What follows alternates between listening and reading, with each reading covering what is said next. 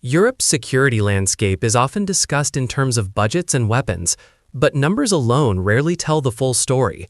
One quieter measure reveals far more about how societies prepare for danger, how many of their citizens are bound, trained, or organized for defense. This is TroopTalk. Let's begin. Dawn breaks over a pine forest in eastern Finland. The air is sharp, the ground still hard with frost. A column of reservists moves along a gravel road, rifles slung, breath visible in the cold. Most are not professional soldiers. By day, they are engineers, teachers, mechanics. Today, they move with practiced efficiency, guided by officers who trained them years earlier. There is no spectacle here, no parade ground, just quiet repetition of a system designed to function under pressure. This scene is not exceptional. Across Europe, similar moments unfold, often unseen, revealing how deeply or how lightly military service is woven into national life. Militarization in this sense is not simply about aggression or intent. It is about structure, about how states translate population into potential force, how they balance professional armies against reserves, and how history, geography, and politics shape those choices. In the decades after the Cold War, much of Europe assumed that mass mobilization belonged to the past. Conscription was suspended, reserves withered, and defense became the domain of smaller, professional forces, optimized for expeditionary missions. That assumption has been steadily eroding. Russia's full-scale invasion of Ukraine shattered the idea that large-scale land war was obsolete. Since then, governments have revisited old doctrines and reopened long-settled debates about manpower. One way to see these differences clearly is to look not at absolute troop numbers, but at ratios, the share of a country's population tied to active forces, reserves, or paramilitary organizations.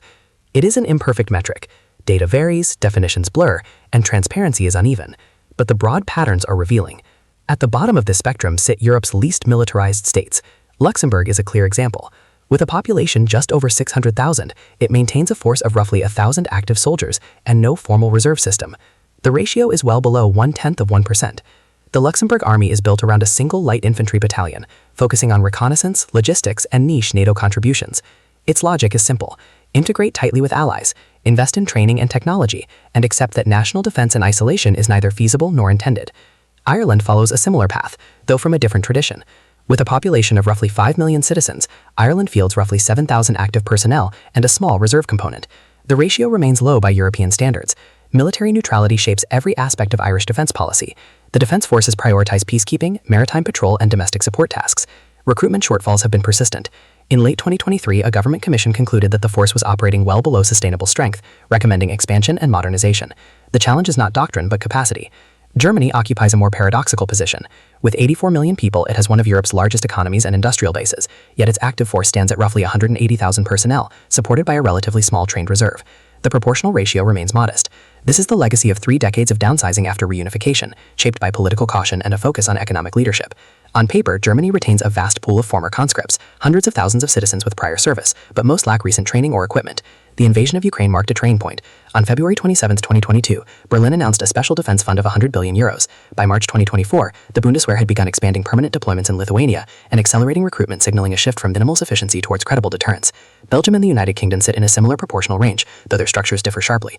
Belgium's armed forces, numbering around 25,000 active personnel, are deliberately small and specialized. The country emphasizes multinational integration, hosting NATO headquarters and focusing on enablers such as medical support and chemical defense.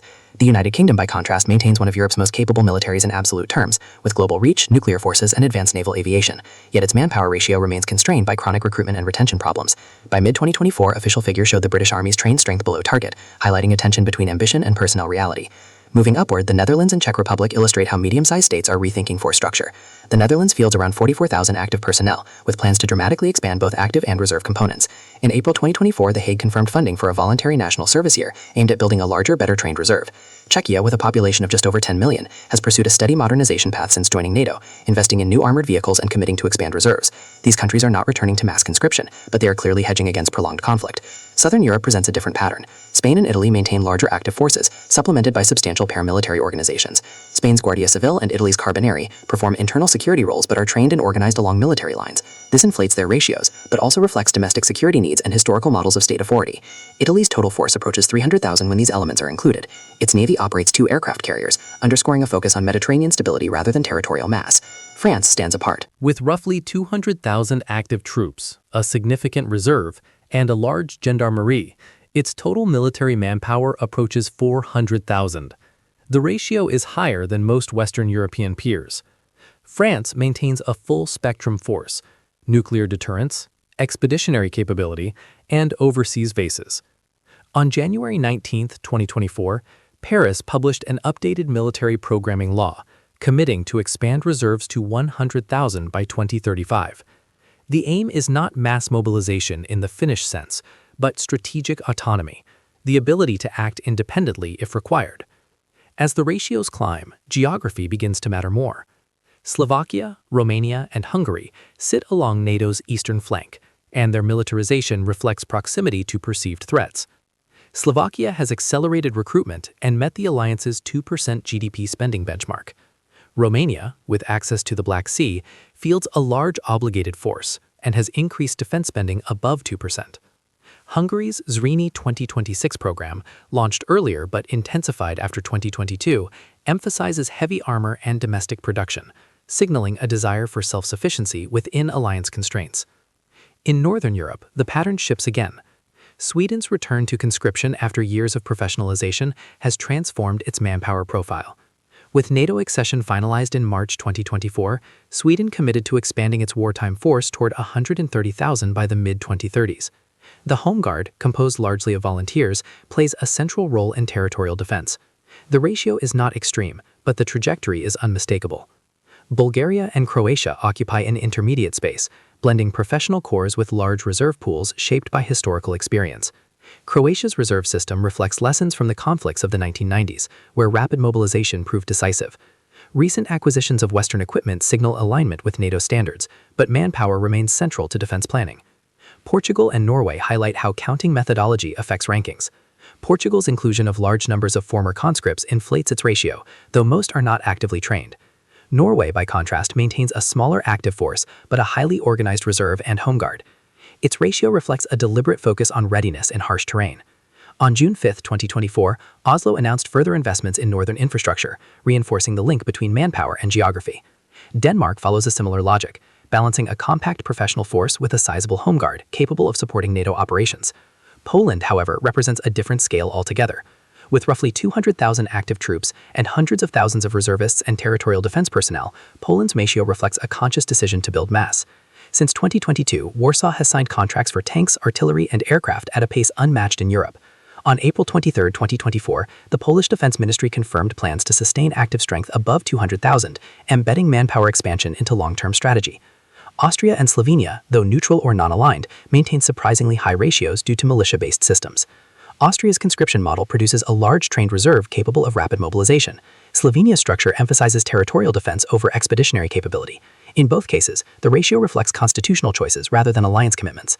Switzerland exemplifies the militia model at its most developed. Nearly every adult male undergoes military training, retains equipment, and remains liable for service well into middle age. The active force is small, but the obligated pool approaches 200,000.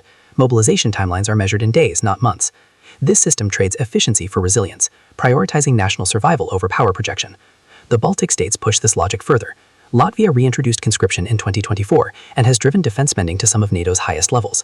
Lithuania, facing direct exposure to Russia and Belarus, has expanded both active forces and reserves. On December 12, 2024, Vilnius approved a defense budget exceeding 4% of GDP, with plans to form a full infantry division. The ratio reflects not militarism, but vulnerability. Greece stands out in southern Europe with a ratio approaching 4%. Long-standing tensions with Turkey have sustained large active and reserve forces. Military service remains mandatory, and defense spending hovers around 3% of GDP. The armed forces are heavily equipped, reflecting a focus on deterrence rather than expeditionary operations. Cyprus represents one of Europe's most militarized societies by proportion. Mandatory service, long reserve obligations, and the unresolved division of the island produce a ratio exceeding 9%. The National Guard's doctrine assumes defense against a larger adversary, emphasizing fortification and rapid mobilization. At the top of the scale sit Finland and Estonia. Finland's total defense doctrine, shaped by the Winter War, integrates military planning into civilian life. Universal male conscription produces a trained reserve approaching 1 million, with immediate wartime strength of roughly 280,000. On April 2, 2024, Helsinki confirmed additional border fortification projects along its eastern frontier, reinforcing the link between manpower and terrain. Estonia's ratio is even higher. With a population of just 1.3 million, it maintains a small active force but an extensive network of reservists and volunteers through the Defense League. Nearly 1 in 5 citizens has some form of military obligation. On March 8, 2024, Tallinn announced plans to raise average defense spending to over 5% of GDP through 2029, underscoring a societal commitment to defense unmatched elsewhere in Europe. Seen together, these ratios reveal two broad models. One relies on small professional forces integrated into alliances, optimized for rapid deployment and technological edge. The other embeds defense deeply into society, trading peacetime efficiency for wartime resilience. Neither is inherently superior. Each reflects history, threat perception, and political culture. Beneath these choices lies a structural constraint often overlooked: industrial capacity. Manpower without equipment is symbolic. Europe's ability to sustain larger forces depends on production lines, supply chains, and maintenance ecosystems. On February 14, 2024, the European Commission published an update on defense industrial readiness, warning that ammunition and spare part shortages remain critical bottlenecks. Expanding manpower is easier than equipping it. Training pipelines also matter. Reservists require periodic refreshers. Conscripts demand instructors, facilities, and time. Countries with high ratios invest heavily in training infrastructure. Finland maintains dozens of regional garrisons. Switzerland's annual refresher courses consume thousands of workdays. These systems impose economic costs that are rarely visible in budget summaries. The near-term outlook suggests further divergence. In the next 12 to 24 months, eastern and northern states are likely to continue expanding reserves and fortifications. Western European powers will focus on recruitment reform and selective growth rather than mass mobilization. Neutral states will preserve militia systems as insurance against uncertainty. What emerges is not a single European model, but a mosaic of approaches shaped by geography and memory. Militarization, measured proportionally, is less about preparing for war than about managing risk. It reflects how societies answer a fundamental question: who bears responsibility for defense? As dusk settles again over the Finnish forest, the reservists disperse. Rifles are cleared, vehicles parked, uniforms folded away. By morning, most will return to civilian life. The system does not demand constant visibility, only readiness. And in that quiet transition lies the true measure of Europe's militarization, not in the noise of weapons, but in the structures that endure when the training ends.